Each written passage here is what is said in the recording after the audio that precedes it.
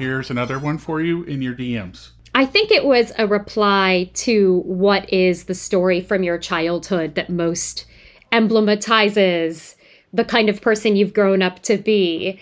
And my response to it was, when I was 5, I broke my arm jumping off a picnic table and didn't tell anyone about it until my dad noticed that my arm was, well, hanging at a strange angle. Oh, wow. Because we lived in Brooklyn at that point.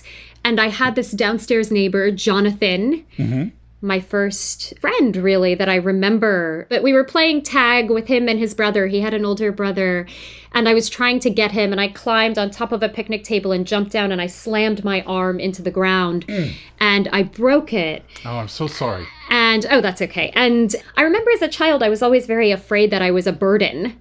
Really? I was very afraid of being a burden. I think that, you know, when my parents moved to the United States from Turkey, they were already fairly established in their professions. When they were in Turkey, they were both physicians. And they had to start their training all over again when they came to this country. And they had very little money.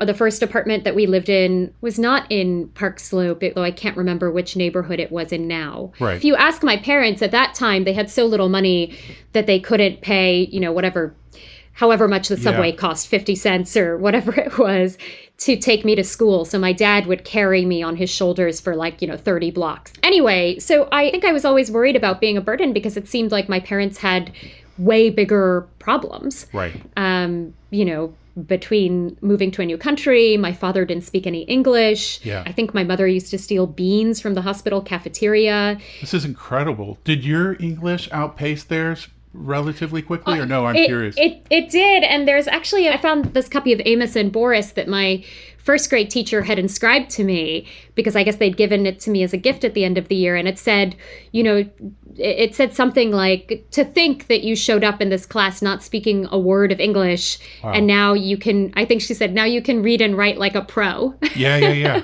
I love that. God bless all those people in our youth like that would just, they don't even know. Maybe they know how much it means, but you even quoting her sentence that many years later, it's like that shows exactly how much that meant.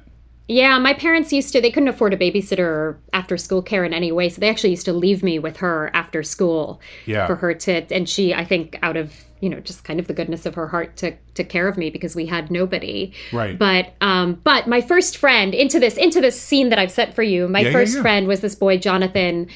I tried to get him. I broke my arm. I felt terrible telling anybody about it.